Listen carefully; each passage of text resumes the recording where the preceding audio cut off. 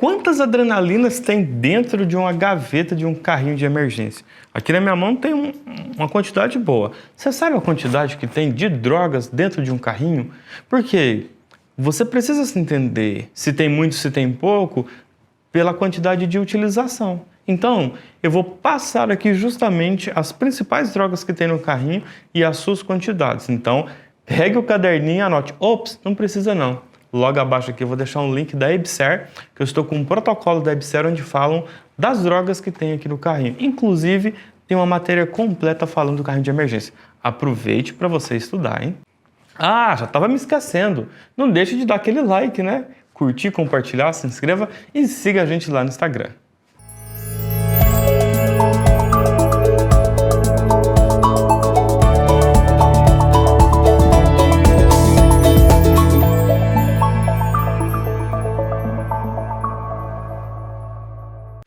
Bora lá então, meninos, seguinte, quantas ampolas de adrenalina? Eu trabalhei num pronto-socorro, no protocolo nosso nós tínhamos 30 ampolas de adrenalina, certo? Aqui no protocolo da EBSER tem 20. Então, observa que a quantidade é grande. Mas vamos parar e pensar, a adrenalina serve para um zilhão de coisas, né? Parada cardiorrespiratória não tem limite, claro que você não vai fazer todas as 20 ampolas, né? Mas você vai fazer uma ampola a cada 3 a 5 minutos, ou seja, em um ciclo de 30, sei lá, em 30 minutos você vai ter 15 ciclos. 15 ciclos, você vai usar o quê? 7 a 8 ampolas, né? Que é um ciclo sim, um ciclo não.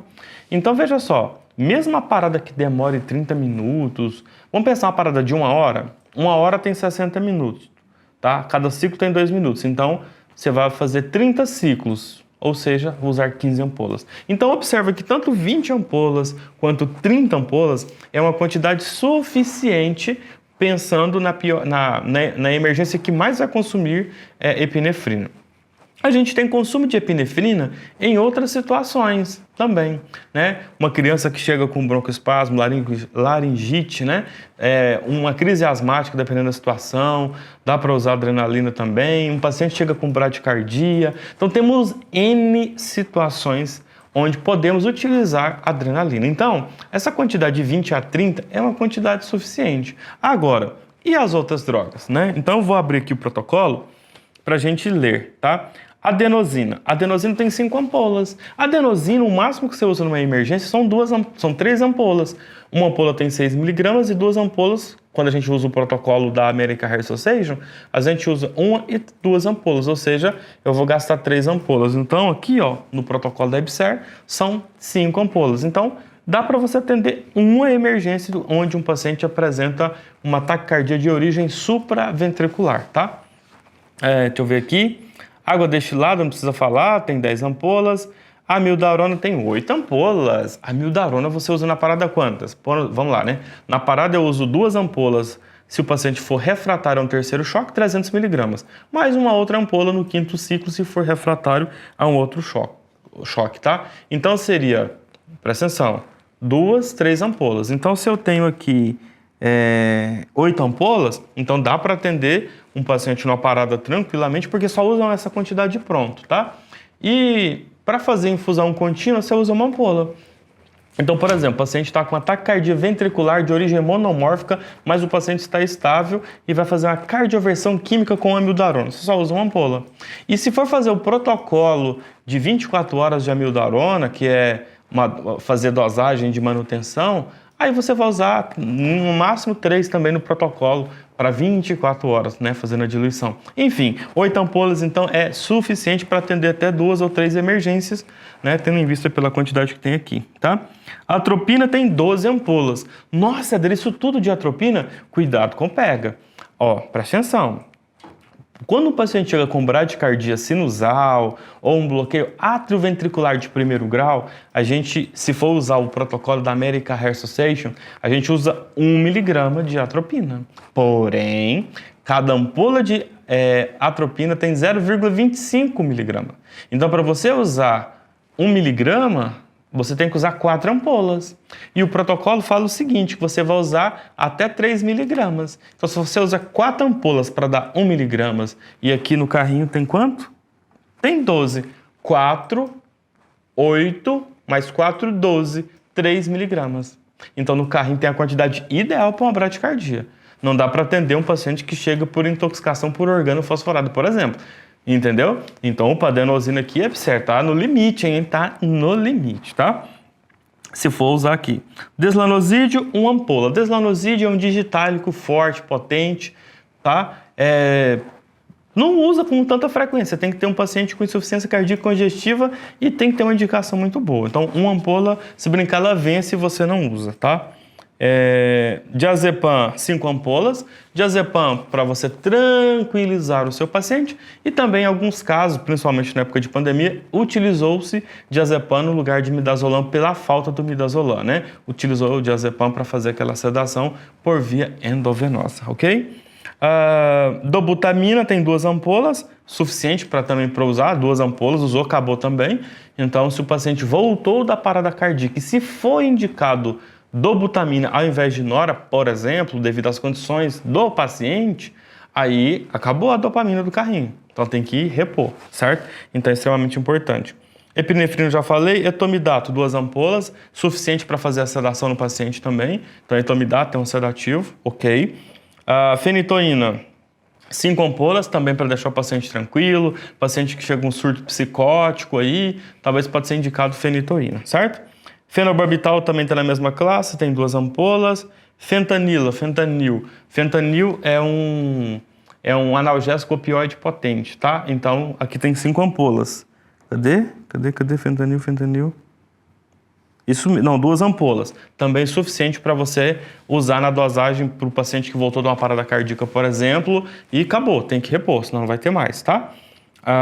Flumazenil, 2 ampolas. Flumazenil é um antagonista de diazepam, midazolam, tá? Se precisar. Como a gente quase não usa midazolam nem diazepam, então raramente vai usar flumazenil, mas pode chegar um paciente intoxicado. Aí dá para você utilizar, ok? Furosemida, 8 ampolas. Furosemida é mais para emergência de edema agudo de pulmão ou algo nesse sentido aqui. Tá, a quantidade está ok. Glicose hipertônica, 50%, tem 10 ampolas, né? Dá para fazer várias hipóteses, né? Para utilizar a glicose aí, tranquilo.